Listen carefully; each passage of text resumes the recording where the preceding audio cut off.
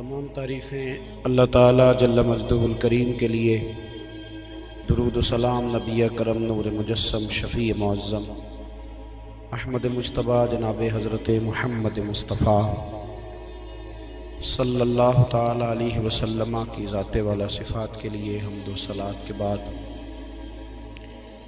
عزیز دوستو، بزرگوں اور بھائیوں،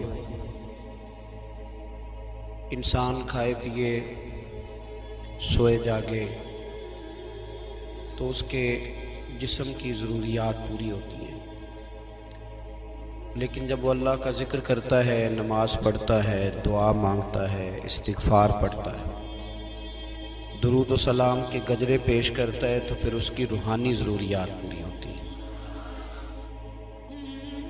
آج جس زمانے میں ہم وقت گزار رہے ہیں، لوگوں کی جسمانی ضروریات پوری کرنے کے لیے، غذائی ضروریات پوری کرنے کے لیے بہت سارے بندوبست کیے جا رہے ہیں، لیکن جتنا لوگ اپنی ظاہری ضروریات میں خود کفیل ہوتے جا رہے ہیں، اتنا ہی زیادہ وہ روحانی طور پر کمزور ہوتے جا رہے ہیں۔ گھنٹوں بیٹھ کر گپ شپ کرنے والے لوگوں کے لیے تھوڑی دیر بھی ذکر الہی کرنا مشکل ہو جاتا ہے۔ لمبی چوڑی باتیں کرنے والے، لمبے چوڑے دلائل دینے والے لوگ اور سمجھدار لوگ اور سیانے لوگ عبادت کے معاملے میں سستی کرتے ہیں، عمل کے مسئلے میں کمزور ہو جاتے ہیں۔ تسبیحات کرنا، وظائف پڑھنا، درود و سلام پڑھنا، کم بولنا، سچی بات کرنا، صبر سے رہنا، شکر کو اپنانا، قناعت اختیار کرنا، حسد، بغض، عداوت سے بچنا، یہ لوگوں کے لیے مشکل ہو جاتا ہے۔ پھر اس کا نقصان یہ ہے کہ معاشرہ ایک عجیب سی بے سکونی اور بے قراری کا شکار ہے۔ جیب میں بہت زیادہ پیسے رکھنے والا، خوش شکل نظر آنے والا، پیٹ بھر کے روٹی کھانے والا شخص بھی ڈھونڈتا پھرتا ہے کہ آخر میں پریشان ہوں کیوں۔ آپ انسانیت کی تاریخ پڑھیں گے تو آپ کو معلوم ہوگا کہ انسان نے کبھی پتھر کی پوجا کی، کبھی معاذ اللہ چاند سورج کی، درختوں کی، بتوں کی پوجا کی۔ معاذ اللہ یہ غلط ڈائریکشن پہ تو چڑھ گیا، لیکن ایسا نہیں ہے کہ کوئی بندہ دنیا میں آیا ہو اور کسی کی اس نے عبادت نہ کی۔ اس لیے کہ اللہ تبارک و تعالیٰ نے جس طرح ہمارے جسم میں کھانے کی طلب رکھی ہے، پینے کی طلب رکھی ہے، سونے کی طلب رکھی ہے، اسی طرح اللہ تعالیٰ نے عبادت کے لیے طلب رکھی ہے جسم۔ یہ تو ہوا کہ انسان گمراہ ہو گیا، غلط رستوں پہ چل نکلا، اس نے جھوٹے معبودوں کی طرف معاذ اللہ توجہ کر لی، لیکن وہ کسی نہ کسی کے سامنے جھکتا رہا، کیونکہ اس کے وجود میں طلب تھی، شوق تھا اسے کہ وہ عبادت کرے۔ اللہ تبارک و تعالیٰ جب مسلمان کو توفیق دے اور اللہ کی بارگاہ کی جانب وہ رجوع کرے، تو پھر اس کا رویہ یہ ہونا چاہیے کہ اس کی توجہ ہو اللہ کی جانب۔ ہمارے ہاں تسبیحات پڑھ لی جاتی ہیں اگر کبھی موقع ملے، لیکن وہ خاص انہماک، وہ خاص شوق، وہ خاص ذوق اللہ تبارک و تعالیٰ کی عبادت کا، ایک ہوتا ہے نماز پڑھنا، ایک ہوتا ہے اہتمام کے ساتھ نماز پڑھنا، یعنی ذرا وقت پہ اٹھنا، ذرا صحیح کر کے وضو کرنا، ذرا شوق سے مصلی بچھانا۔ ایک ہوتا ہے تسبیح پڑھ لینا، اور ایک ہوتا ہے ذرا تھوڑا سا نا شوق کے ساتھ اللہ کو یاد کرنا۔ آپ کبھی جو میں نے آیہ کریمہ پڑھی، اس کی آپ شان نزول دیکھیں۔ نبی کریم صلی اللہ تعالیٰ علیہ وسلم کے نا کچھ صحابہ اللہ کی محبت کے شوق میں حضور کی بارگاہ میں حاضر ہوئے، اور انہوں نے آ کے عرض پتہ کیا کیا؟ عرض کرنے لگے، یا رسول اللہ صلی اللہ تعالیٰ علیہ وسلم، سالوں بیت گئے ہیں سجدے کرتے ہوئے، حضور سالوں بیت گئے ہیں تسبیح پڑھتے ہوئے، سالوں بیت گئے کہتے ہوئے کہ سبحان اللہ وہ پاک ہے. ہمیں سالوں بیت گئے یہ کہتے ہوئے کہ اللہ اکبر وہی سب سے بڑا ہے. سالوں بیت گئے کہتے ہوئے کہ الحمدللہ ساری تعریفیں اللہ کے لیے. سالوں بیت گئے اس کی تسبیح کرتے، تحلیل کرتے، تکبیر کہتے. حضور اب نہ ہمارا اپنے رب سے ملنے کو جی چاہتا ہے. کبھی اے حقیقت منتظر نظر آ نہ لباس مجاز. لاکھوں سجدے تڑپ رہے ہیں میری جبین نیاز میں. اور اقبال کہنے لگے کہ تیرے عشق کی انتہا چاہتا ہوں. تو میری سادگی دیکھ کیا چاہتا ہوں. میرا ذرا سا تو دل ہے مگر شوخ اتنا. میں وہی لن ترانی سنا چاہتا ہوں. میرا بھی دل کرتا ہے کہ اللہ میں تجھے کہوں میں تجھے دیکھنا چاہتا ہوں جس طرح حضرت موسیٰ کلیم علیہ السلام نے کہا تھا. اور تو مجھے کہے کہ لن ترانی تو نہیں دیکھ سکتا. ذرا سا تو دل ہے مگر شوخ اتنا. میں بھی وہی لن ترانی سنا چاہتا ہوں. پھر کہنے لگے بھری بزم میں راز کی بات کہہ دی. بڑا بے ادب ہوں سزا چاہتا ہوں. دیکھو سب لوگوں کے بیچ ہی میں نے یہ کہہ دیا. میرے عزیز صحابہ نہ شوق میں کتنے سارے لوگ ہیں آپ کتنی ماشاءاللہ بڑی تعداد میں آپ آئے. ہم بھی کبھی اس شوق میں گئے ہیں کہ ہمارے رب کو دیکھنے کو دل چاہتا ہے. ہمارا جی چاہے وہ کبھی ہمیں ملے, ہم کبھی اس کی زیارت کریں, اس کی بارگاہ کرم میں ہم حاضر ہوں. صحابہ نے عرض کیا یا رسول اللہ صلی اللہ تعالی وسلم ہمارا رب کہاں ہے؟ ہمارا نا اپنے رب کو دیکھنے کو جی چاہتا ہے. جب صحابہ نے یہ عرض کیا تو اللہ نے قرآن مجید نازل کیا. فرمایا وَإِذَا سَأَلَكَ عِبَادِي عَنِّي فَإِنِّي قَرِيبٌ. محبوب جب میرے بندے آپ کی بارگاہ میں آ کے میرے بارے میں پوچھیں نا تو ان سے کہہ دینا میں ان کے قریب ہی ہوں, قریب ہی ہوں. دلیل کیا ہے؟ آئی اذا دان, یہ جب بھی مجھ سے دعا مانگیں گے میں ان کی دعاؤں کو قبول فرماؤں گا. میں ان کے قریب ہوں, میں ان کے قریب ہوں. یہ جب بھی دعا مانگیں گے نا میں قبول کروں گا, میں ان کے قریب ہوں. اللہ تبارک و تعالیٰ کے بندے اللہ سے محبت کرتے, رب کی بارگاہ میں جھکتے, اس کو اپنے دکھ سناتے, اس کے پیارے محبوب صلی اللہ تعالیٰ علیہ وسلم کا وسیلہ لے کے اس کے حضور حاضر ہو جاتے, پیشانیاں سجدوں سے روشن ہوتی. ہم نا ہر چیز کے لیے وقت نکالتے ہیں, ہر چیز کے لیے, لیکن عبادت کے لیے وقت نہیں نکالتے. ہر شے آباد ہے, ہر شے. ہماری فیس بک بھی آباد ہے, واٹس ایپ بھی آباد ہے, ہمارے ٹویٹر بھی آباد ہیں, ہماری ہر چیز آباد ہے. سب سے کم آباد ہمارا مصلی رہ گیا ہے, سب سے کم. وہ لوگ اب ڈھونڈنے سے ملتے ہیں جن کی بغل میں مصلی ہوتا تھا. میرے بھائی آپ کتنا کو دنیا کے پیچھے بھاگو گے تھکا دے گی, کتنا دولت کے پیچھے بھاگو گے تھکا دے گی. آپ جب اپنی زندگی میں جمع تفریق کرو گے نا تو مرتے وقت احساس ہوگا کہ سارا کچھ تو لوگوں کے لیے کیا, اپنے لیے تو کر ہی کچھ نہیں سکے. اور ہم عبادت کے معاملے میں بہانے بازی بھی کرتے. ہم کہتے ہیں اوہو رزق کمانا بھی تو عبادت ہی ہے نا, تو میں حلال روزی کے لیے جا رہا ہوں, یہ بھی تو عبادت ہے نا. میری طرح کے لوگ کہہ دیتے ہیں کہ میں سویرے اٹھ کے مدرسے میں کچھ اسباق دیکھتا ہوں تو یہ بھی تو عبادت ہے. میں بیان کرنے کے لیے مطالعہ کرتا ہوں تو یہ بھی تو عبادت ہے نا. اتنے لمبے سفر کر کے ملک میں دنیا میں گھومتا ہوں تو یہ بھی تو میں عبادت ہی کر رہا ہوں. اب اسپیشل نفلوں کے لیے وقت کس طرح نکلے, اسپیشل کر کے تسبیح میں کیسے چلاؤں, میں سارا کچھ ہم بہانے بنا لیتے ہیں نا. میرا سوال یہ ہے کہ یہ ساری باتیں صحابہ کو, نبی کریم کو, دیگر لوگوں کو بھی تو پتہ تھی نا. لیکن آپ غور تو کریں, 23 سال حضور کو وقت ملا, مختصر وقت ظاہراً تبلیغ کرنے کے لیے. پوری دنیا میں دین بھی پھیلانا ہے. گھر میں 11 ازواج ہے, 4 بیٹیاں ہیں, ان کی اولادیں, سارے کام کاج بھی دیکھنے ہیں. لیکن سیدہ طیبہ طاہرہ حضرت عائشہ صدیقہ رضی اللہ تعالیٰ عنہ فرماتی ہیں سارا دن تبلیغ کرتے, ہر غلام کے دکھ سنتے, گھر میں آتے تو اپنے گھر والوں کا خیال کرتے, کام میں ہمارا ہاتھ بٹاتے. قربان جاؤں, کہتی ہیں زمانہ سارا سو جاتا لیکن آمنہ کے لال مصلی بچھا لیتے.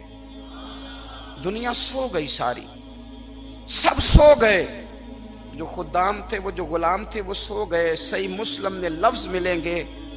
سیدہ پاک فرماتی ہیں او میرے نبی کے غلاموں، میں نے یہ رنگ بھی دیکھا ہے کہ حضور نے اتنا کھڑے رہے، اتنا قیام کیا، اتنا قیام کیا کہ مقدس پیروں میں ورم آ گئے، سوج گئے پیر. اتنے بڑے دل پہ ہاتھ رکھ کے نہیں بتا سکتا کہ میرے کبھی نماز میں پیر سوج گئے، کوئی نہیں بتا سکتا. بچوں کی روٹی کماتے تھک گئے بات الگ ہے، ہم سیر کرنے گئے تو تھک گئے بات الگ ہے، لیکن عبادت میں یہ بھی تو مسلم شریف ہے نا، یہ بھی تو دین ہے نا، یہ بھی تو حضور کی سنت ہے، یہ بھی تو وہ چیز ہے جو کریم کی آنکھوں کی ٹھنڈک ہے. سیدہ فرماتی ہیں پیروں میں ورم آ گئے، اور ساری رات ہی حضور نے نماز پڑھی اور ایک ہی آیت بار بار دہرائی. مسجد نبوی میں بلال حبشی نے فجر کی اذان دے دی اور حضور ابھی مصلی پہ تھے. کریم فارغ ہوئے. میں نے عرض کی یا رسول اللہ صلی اللہ علیہ وسلم، آپ کے تو صدقے اللہ اگلے پچھلوں کے گناہ معاف کرے گا، تو آپ اتنی آہوزاری کیوں فرماتے ہیں؟ آپ تو شفیع ہیں، آپ تو انبیاء کے امام ہیں. تو حضور نے فرمایا عائشہ تم نے گنوایا ہے نا میرے اللہ کی مجھ پر کتنی رحمت ہے. افلا اکون عبدا شکورا، فرمایا اگر اس نے اتنی نعمتیں دی ہیں تو کیا میں اس کا شکر گزار بندہ نہ بنوں؟ میں شکر گزار بندہ نہ بنوں اس کا؟ پھر اگر اتنی نعمتیں اس نے دی ہیں، مجھے اتنا نوازا ہے، تو پھر میں اس کے سامنے سجدے نہ کروں؟ او میرے بھائی، بڑے قابل فخر لوگ ہیں ہم کہ ہم نبی پاک کے غلام ہیں. ہم قابل فخر ہیں کہ نبی کریم کے غلام ہیں. کیا کبھی اس غلامی کے شکرانے میں بھی 2 نفل پڑھے کہ یا اللہ تیرا شکر ہے تو نے ہمیں حضور کا غلام بنایا ہے؟ یاد رکھیں کہ اپنی روحانی زندگی کو آباد کریں، استغفار پڑھیں، تسبیحات کریں. حضرت عبداللہ ابن عمر رضی اللہ تعالیٰ عنہ حضرت عمر کے صاحبزادے، مکہ مکرمہ میں ان کی قبر ہے. میں نے جب انہیں پڑھا تو مجھے ان سے بڑا پیار ہو گیا، لیکن آپ کو پتہ ہے وہاں جا کے کسی شخص کا مزار تلاش کرنا یا پوچھنا ایک مشکل کام ہوتا ہے. تو ایک دفعہ میں مکہ شریف میں حاضر تھا، تو ایک گاڑی والا ڈرائیور مجھے کہنے لگا کہ مولانا میں آپ کو جانتا ہوں، مجھے آپ سے محبت ہے، ایک بات بتاؤں آپ کو؟ میں نے کہا بتاؤ. کہنے لگے حضرت عبداللہ ابن عمر کی قبر دیکھنی ہے. میں نے کہا یہ تو نہیں کہہ رہا، یہ کسی نے بندوبست کرایا ہے، یہ اللہ نے تیرے دل میں بات ڈالی ہے، یہ ہو گیا تو لے چل مجھے. حضرت عبداللہ ابن عمر کو نبی پاک نے فرمایا تھا راجل صالح، یہ نیک بندہ ہے، یہ متقی آدمی. حضرت عبداللہ ابن عمر رضی اللہ تعالیٰ عنہ سیدنا فاروق اعظم رضی اللہ تعالیٰ عنہ کے صاحبزادے ہیں، اور ان کی ہمشیرہ سیدہ حفصہ رضی اللہ تعالیٰ عنہ حضور کی زوجہ محترمہ. ایک دن اپنی ہمشیرہ سے کہنے لگے کہ نبی کریم صلی اللہ تعالیٰ علیہ وسلم گھر میں آئے نا، اور اگر حضور غم امت میں پریشان نہ ہوں، طبیعت کو حشاش بشاش دیکھو، تو ذرا پوچھنا تو صحیح حضور کا میرے بارے میں کیا خیال ہے، پوچھنا تو صحیح کہ کریم کی بارگاہ میں میرا کیا مقام ہے، میرے بارے میں حضور کیا فرماتے ہیں. اب بہن کو کام بتائے اور بتائے بھی بھائی، اور پھر بہن وہ کام نہ کرے، یہ تاریخ میں ہوتا نہیں. حضرت عمر فاروق رضی اللہ تعالیٰ عنہ کی صاحبزادی ام المومنین رضی اللہ تعالیٰ عنہ فرماتی ہیں کہ میں تو بس منتظر تھی. انہوں نے تو کہا تھا نا کہ اگر تم حشاش بشاش دیکھو تو بات کرنا، لیکن حضور تشریف لائے، میری باری تھی، میرے گھر تشریف لائے، کھانا پیش کیا تو فوراً میں نے عرض کی حضور ایک بات پوچھنی تھی. تو حضور نے فرمایا پوچھئے. میں نے عرض کی حضور میرے بھائی عبداللہ ابن عمر کے بارے میں آپ کا کیا خیال ہے؟ نوجوانوں میری بات پہ غور کرنا، میرے بھائی کے بارے میں آپ کا کیا خیال ہے؟ تو نبی کریم صلی اللہ تعالیٰ علیہ وآلہ وسلم نے میری طرف دیکھا اور پھر حضور زیر لب تھوڑا مسکرائے. اور بریلی کے امام کہتے ہیں کہ حضور مسکرا دیتے تھے نا تو جو بڑا دکھی ہوتا تھا وہ بھی ہنس پڑتا تھا. اب سوال پیدا ہوتا تھا کہ پھر تو اس مسکراہٹ کے لیے انتظار کرنا پڑتا ہوگا کئی مہینے کہ حضور مسکرائیں تو رونے والے ہنسیں. تو اعلیٰ حضرت فرماتے ہیں نہیں، انتظار نہیں کرنا پڑتا، یہ مسکراتے رہنا تو حضور کی عادت ہے. جس کی تسکین سے روتے ہوئے ہنس پڑے، اس تبسم کی عادت پہ لاکھوں سلام. یعنی یہ تو عادت ہے حضور کی مسکراتے رہنا، اس کے لیے انتظار نہیں کرنا پڑتا. بھائیوں آپ خیال رکھیں گے، غور کریں گے، حضرت عبداللہ ابن عمر رضی اللہ تعالیٰ عنہ کے بارے میں پوچھا تو سیدہ فرماتی ہیں کہ نبی کریم صلی اللہ تعالیٰ علیہ وسلم نہ زیر لب مسکرائے اور فرمایا حفصہ تیرا بھائی ہے تو اچھا، لیکن میں نے سنا ہے کہ عشاء کی نماز پڑھتا ہے تو فجر تک سویا ہی رہتا ہے۔ او نوجوانوں، 10 بجے تک سونے کی بات نہیں ہوئی، 9 بجے تک سونے کی بات نہیں ہوئی، 11 بجے اٹھنے کی بات نہیں۔ حضور فرمانے لگے میں نے سنا ہے کہ عشاء کی نماز پڑھ کے سو جاتا ہے اور فجر تک سویا ہی رہتا ہے، اسے چاہیے کہ تہجد کے وقت اٹھا کرے، اللہ کی بارگاہ میں حاضر ہوا کرے، آہوزاری کرے، سجدے کرے، عبادت کرے، اٹھتا ہے اور فجر میں جا کے اٹھتا ہے۔ حضرت جناب حفصہ رضی اللہ تعالیٰ عنہ کہتی ہے میں نے جناب عبداللہ ابن عمر کو پیغام دیا اور میں نے کہا میرے جوان بھائی سن، نبی پاک نے فرمایا ہے تو اچھا پر تہجد میں نہیں اٹھتا، نفل نہیں پڑھتا۔ او میری ملت کے جوانوں، مزہ نہیں آ جاتا جب ساری دنیا سوئی ہو، ساری دنیا، اور بستر بھی گرم ہو اور نیند بھی پورا غلبہ کر رہی ہو، اور اچانک گھنٹی بجے دماغ میں، آنکھ کھلے، گھڑی پہ نظر پڑے، 3:30 4 بجے کا پیغام گھڑی بتائے، اور کوئی چڑھتی جوانی والا اٹھ کے وضو کرے، اور جب وہ مصلی کھول کے بچھائے تو مدینے والے محبوب کہتے ہیں کہ ہر نماز پہ رب ثواب دیتا ہے، اور جو اٹھ کے تہجد کی نماز پڑھے اسے دیکھ کے تو رب مسکراتا ہے، جو اس کی شان کے لائق ہے، جو اس کی شان کے لائق، وہ مسکراتا ہے، خوش ہوتا ہے کہ میرا بندہ تہجد میں اٹھ گیا، وہ مسکراتا ہے۔ کاش ہماری صبحیں کبھی اپنے مالک کے نام ہو جائیں، کاش کے صبحیں۔ حضرت ابو الحسن رحمۃ اللہ تعالیٰ علیہ حضرت معاذ ابن جبل رضی اللہ تعالیٰ عنہ کے پاس بیٹھا کرتے تھے، فرماتے ہیں ان سے جو پیار بڑھا تو پھر میرا مصلی سے بھی بڑھ گیا۔ تابعی ہیں، فرماتے ہیں صحابی رسول سے محبت ہوئی تو ذکر سے بھی ہو گئی، پھر درود شریف سے بھی ہو گئی، محبت ان سے بڑھی تو پھر اللہ نے مسجد کا پیار بھی بڑھا دیا۔ آپ فرماتے ہیں کہ میری ہر وقت طبیعت چاہتی تھی کہ بس اللہ اللہ کروں، بس اللہ اللہ کروں، بس نہ میں ذرا تھوڑی جان چھڑاؤں لوگوں سے، کوئی 10 منٹ ملے تو میں کوئی 4 نفل پڑھ لوں، میں تھوڑا سا نہ بچوں لوگوں سے، اور مجھے تسبیح ملے تو میں نہ کچھ 400-500 دفعہ استغفار پڑھوں، سبحان اللہ، الحمدللہ، اللہ اکبر، لا حول ولا قوت الا باللہ، میں نا تسبیحات پڑھوں۔ فرماتے ہیں کہ بچے تھے گھر میں 6-7، غربت تھی، کام ملتا کوئی نہیں تھا، اور میں کام چور نہیں تھا، کام ڈھونڈتا تھا، پر اللہ کی قدرت کے کام نہیں ملتا تھا۔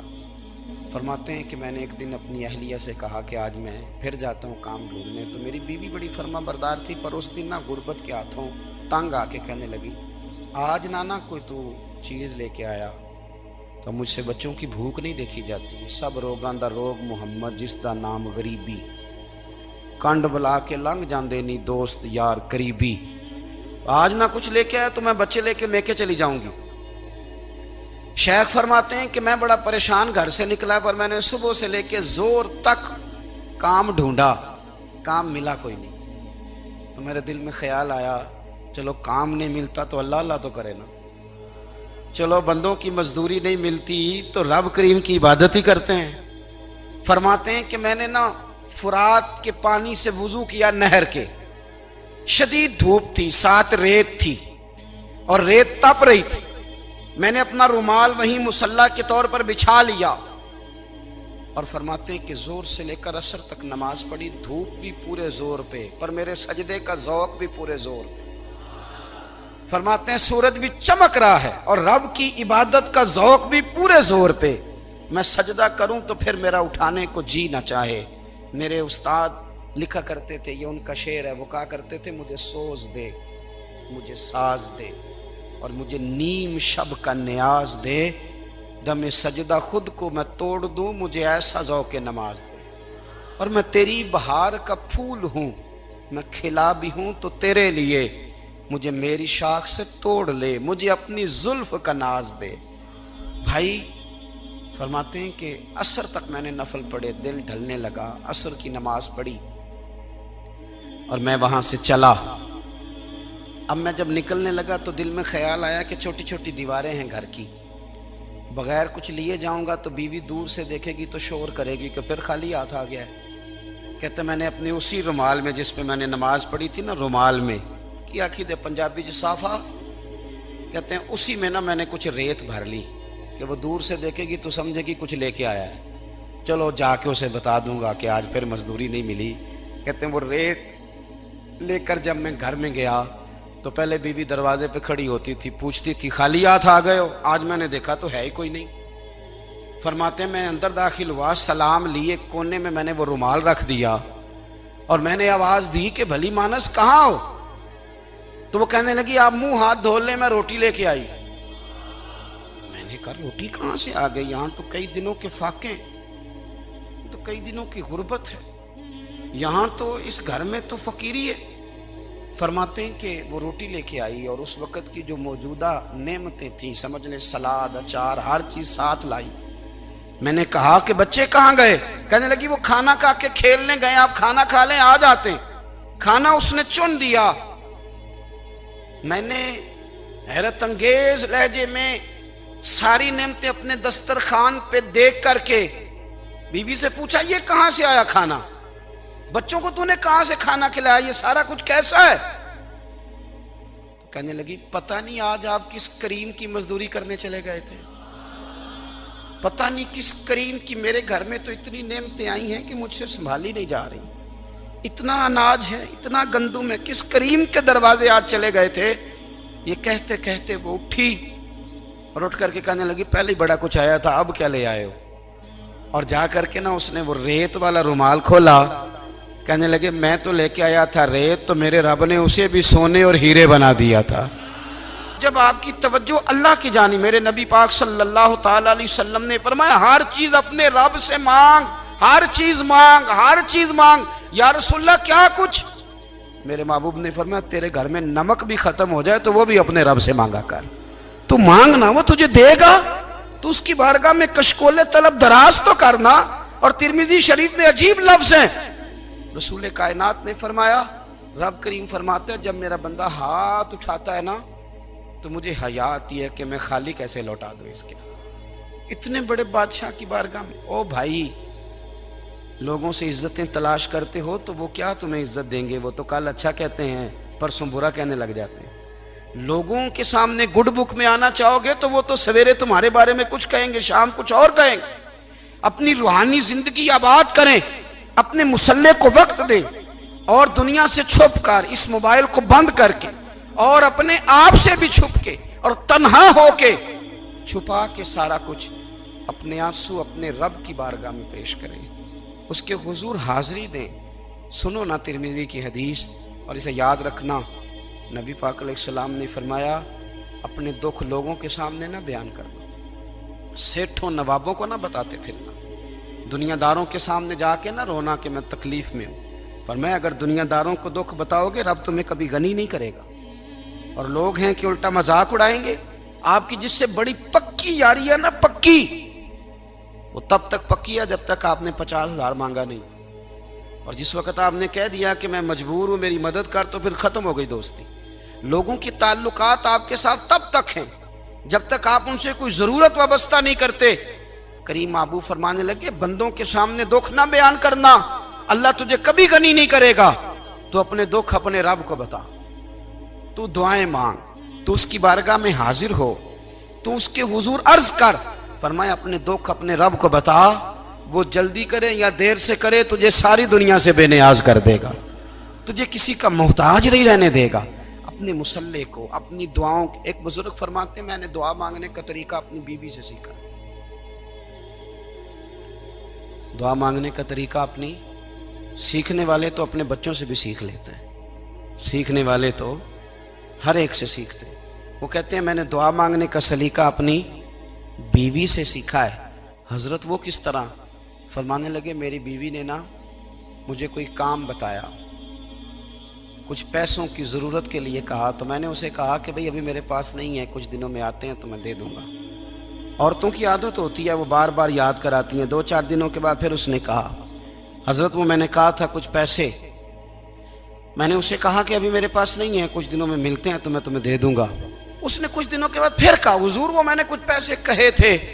فرماتے میں نے ڈانٹ دیا، میں نے کہا کہ کیا تو روز مجھے شرمندہ کرتی ہے، کہا نا میرے پاس نہیں ہے، ہوں گے تو دے دوں گا، تو روز یاد کراتی ہے۔ فرماتے ہیں اس نے پہلے تو میری ڈانٹ کو سہا، پھر میرے سخت جملوں نے اس کی آنکھوں میں آنسو پیدا کر دیے، پھر اس نے اپنے آنچل میں اپنے اس دکھ کو سمیٹا، اور پھر اس نے ایک جملہ کہا تو میں رو پڑا، اور مجھے اپنے رب سے مانگنے کا طریقہ آ گیا۔ مجھے کہنے لگی حضرت جی آپ نے ڈانٹ دیا، میں نے سہ لیا، پر آپ ہی میرے شوہر ہیں، بتائیں نا آپ سے نہ کہوں تو میں کس سے جا کے کہوں۔ فرماتے ہیں میں رو پڑا، اور میں کھل کے رویا، اور میں تڑپ کے رویا، اور پھر میری سسکیاں بند گئیں۔ تو مجھے کہنے لگی آپ کو کیا ہوا؟ میں نے کہا مجھے بھی دعا مانگنی آ گئی ہے۔ جب میں اسے کہوں گا نا اللہ تو ہی میرا رب ہے، میں تجھ سے نہ کہوں تو میں کس سے جا کے کہوں؟ میں کیوں کسی بندے سے سوال کروں؟ میں کیوں کسی دنیا دار سے کہوں؟ میں تیرے بندوں کا، نیک بندوں کا وسیلہ لے کے، تیرے محبوب کی غلامی لے کے تیری بارگاہ میں آیا، تجھ سے نہ مانگوں تو کس سے مانگوں؟ سمجھ آ گئی ہے؟ جب میں اس رنگ میں مانگوں گا تو پھر رب میرے اوپر بڑا ہی فضل فرمائے گا، وہ میرے اوپر بڑی رحمت کرے گا، وہ میرے لیے آسانیاں کرے گا۔ عزیز دوستو، ہم اس طرح کرنے لگ گئے ہیں کہ ہم نے نا اپنے تعلقات پر اعتماد کرنا شروع کر دیا ہے۔ میرے تعلقات بہت ہیں، ہم نے اپنی دولت پر اعتماد کرنا شروع کر دیا ہے، میرے پاس دولت بہت ہے۔ ہم نے اپنے علم پر، اپنی شہرت پر اعتماد کرنا شروع کر دیا ہے کہ میرے پاس فلاں چیز بہت ہے۔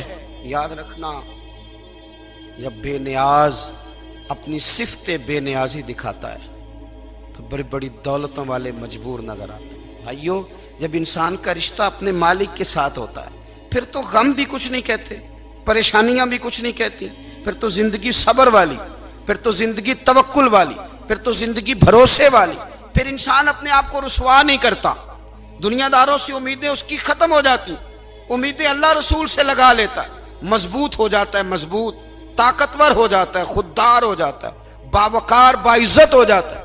حضرت بہلول دانا رحمت اللہ علیہ بیٹھے تھے تو ہارون رشید حج کر کے آ رہا تھا، تو رستے میں حضرت شیخ سے ملاقات ہو گئی، تو السلام علیکم کے بعد کہنے لگا حضور کوئی حکم ہو تو بتائیے گا۔ تو حضرت بہلول دانا فرمانے لگے تیرا رب کون ہے؟ اس نے کہا اللہ۔ تو فرمایا میرا کون ہے؟ کہا اللہ۔ فرمانے لگے تو بڑا ہی بیوقوف ہے، کیا تو یہ سمجھتا ہے کہ رب ہارون رشید کو تو دے گا اور بہلول دانا کو بھول جائے گا؟ تیرا بھی وہی رب ہے، میرا بھی وہی رب ہے، اس نے اگر تجھے دے کے آزمایا ہے تو ہو سکتا ہے مجھے نہ دے کے آزما رہا ہو، جب اس کی حکمت کے تقاضے ہوں گے تو عطا کرے گا اور دے گا، تو جا اپنا کام کر۔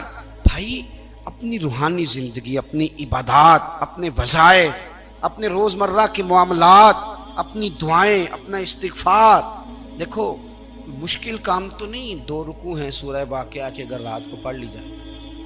میں کس طرح یہ بات بیان کروں کہ تعویذ بانٹنا آسان ہے اور وظیفہ بتانا مشکل ہے۔ سارا دن تعویذ بانٹیں تو لوگ لینے کو تیار ہیں، اور اگر آپ وظیفہ بتائیں تو کہتے ہیں تو مشکل کام ہے۔ او خدا کے بندے، اگر آپ کا تعلق قرآن پاک کے ساتھ مضبوط ہو، قرآن پاک کے ساتھ اگر آپ کا رشتہ ہو، لوگ سفارشیں ڈھونڈتے ہیں نا دنیا میں، کوئی تعلق مل جائے تو میرا کام ہو جائے، دنیا میں اتنا مشکل معاملہ ہے، آخرت میں مجھے بتائیے گا کتنا مشکل معاملہ ہوگا۔ میرے نبی پاک صلی اللہ تعالیٰ علیہ وسلم نے فرمایا جو لوگ سورہ ملک پڑھا کرتے تھے نا، سورہ ملک، یہ سورت ملک قیامت میں ان کی سفارش کرے گی، اور اس طرح کرے گی کہ کہے گی اے اللہ یہاں اس بندے کو جنت میں داخل کر دے یا مجھے قرآن پاک سے علیحدہ کر دے، تو رب فرمائے گا جا اس کا دامن تھام کے اسے جنت تک پہنچایا۔ آپ بات کو سمجھیں، جب آپ کے تعلقات اپنے معاملات کے ساتھ مضبوط ہوں گے، یہ نبی کریم نے وعدہ کیا ہے کہ تو سورت واقعہ پڑھ تیرے گھر میں فاقہ نہیں آئے۔ حضرت عبداللہ ابن مسعود رضی اللہ تعالیٰ عنہ بیمار تھے تو حضرت عثمان غنی رضی اللہ تعالیٰ عنہ تیمارداری کے لیے تشریف لے گئے اور جا کر کے کہا کہ آپ بڑے بیمار ہیں، آپ کی بیٹیاں زیادہ ہیں، میں چاہتا ہوں کہ خزانے میں سے کچھ مدد کروں۔ تو سیدنا عبداللہ ابن مسعود رضی اللہ تعالیٰ عنہ اٹھ کے بیٹھ گئے اور کہنے لگے امیر المومنین، اللہ آپ کو میری طرف سے، میری بیٹیوں کی طرف سے بہتر صلہ دے، میری بیٹیوں کو کسی خزانے کی ضرورت نہیں، میں نے انہیں خزانہ دے دیا ہے۔ کہا جناب آپ نے کون سا خزانہ دیا ہے، میں آپ کے مالی معاملات کو جانتا ہوں۔ تو فرمانے لگی امیر المومنین میرے نبی کریم نے فرمایا ہے جو سورت واقعہ پڑھے اسے کبھی فاقہ نہیں آتا، میں نے بیٹیوں کو یاد کرا دی ہے، یہ خزانہ میں نے انہیں دے دیا ہے۔ وہ سارے والدین سنیں جو بیٹیوں کے لیے پریشان رہتے ہیں۔ حضرت عبداللہ ابن مسعود نصیحت کر رہے ہیں، فرمانے لگے میں نے سورت واقعہ یاد بھی کرا دی ہے، پڑھنے کی عادت بھی ڈال دی ہے۔ حضور نے فرمایا ہے جو سورت واقعہ پڑھے اسے فاقہ نہیں آتا۔ کہنے لگے چاند تو اپنی جگہ چھوڑ سکتا ہے، سورج گر سکتا ہے، تارے ٹوٹ سکتے ہیں، پر مدینے والے رسول کی بات غلط نہیں ہو سکتی۔ حضور نے فرمایا فاقہ نہیں آئے گا تو انشاءاللہ کبھی بھی نہیں آئے گا۔ کرنے کا کام یہ ہے کہ ہم اپنے معاملات، اپنی عبادات، اپنی دعائیں کبھی 10 منٹ عادت ہو جائے نا دعا مانگنے کی علیحدہ سے رات کو۔ حضور نے فرمایا جو فرض نماز کے بعد دعا مانگے اللہ اس کی قبول کر لیتا ہے۔ نبی پاک صلی اللہ تعالیٰ علیہ وسلم نے فرمایا اللہ مسافر کی دعا قبول فرماتا ہے۔ حضور نے فرمایا اللہ مظلوم کی دعا قبول فرماتا ہے۔ حضور نے فرمایا بیمار سے دعا کراؤ اللہ اس کی دعا قبول فرماتا ہے۔ میرے نبی پاک نے فرمایا ماں باپ جب بھی اولاد کے لیے ہاتھ اٹھائیں، ویسے تے بلے شاہ تو آسمانی اڑ دیا ہی پھڑ دیں، جڑا گھر بیٹھا انہوں بڑھیا ہی نہیں۔ حضور فرمانے لگے ماں باپ جب بھی اولاد کے لیے دعا فرمائیں اللہ ان کی دعا کو قبول کرتا ہے۔ آپ اپنا تعلق بنائیں، دعا کے ساتھ، عبادت کے ساتھ، مصلی کے ساتھ رشتہ بنائیں، استغفار پڑھیں۔ صلاح الدین ایوبی صلیبی جنگوں میں تھے، رات کو مسجد اقصیٰ میں نماز پڑھی تو پریشان تھے۔ ایک بزرگ سے ملاقات ہوئی تو وہ کہنے لگے کہ آپ بڑے پریشان ہیں۔ کہنے لگے حضور پریشان اس لیے ہوں کہ پہلے ہی مسلمان کمزور ہے، اب میں نے سنا ہے دشمن کا ایک بحری بیڑا وہ جنگی سامان سے بھرا ہوا آ رہا ہے، تو اب ان کے پاس اور تلواریں اور نیزے آ جائیں گے، مسلمانوں کے پاس پہلے ہی وسائل کی کمی ہے، پریشان ہوں کس طرح کر کے مقابلہ کریں گے۔ یہ بات کہتے ہی صلاح الدین ایوبی نے بزرگوں سے کہا حضور آپ بھی دعا کرنا، دعا کی بڑی طاقت ہے۔ میرے نبی پاک نے فرمایا دعا مومن کا ہتھیار ہے، دعا مومن کا۔ حضور نے فرمایا تقدیر کو سوائے دعا کے کوئی چیز نہیں بدل سکتی، دعا مومن کا ہتھیار ہے، یہ کافر کے پاس کوئی نہیں، یہ ہتھیار ہے مومن کا۔ اللہ کرے آپ کو سمجھ آئے، پھر سنیں کئی بار کہہ چکا ہوں یہ ہتھیار ہے۔ کافر کے مقابلے میں جو تیرے پاس سب سے بڑا ہتھیار ہے وہ دعا ہے۔ دعائیں کرانی چھوڑ دی، کرنی چھوڑ دی، لینی چھوڑ دی۔ حضرت سیدنا انس بن مالک رضی اللہ تعالیٰ عنہ فرمایا کرتے تھے میں نے وہ رنگ دیکھا ہے جب حضور دعا مانگتے تھے اور حضور کی مقدس آنکھوں میں آنسو بھی ساتھ ہی بہا کرتے تھے، میں نے وہ انداز دیکھا۔ تو صلاح الدین ایوبی بزرگ سے کہنے لگے آپ بھی دعا کیجیے، اور خود رونے لگے اور سر سجدے میں رکھ کے رونے لگے، اور عشاء سے لے کر فجر تک روئے، خوب روئے۔ صبح وہ بزرگ آئے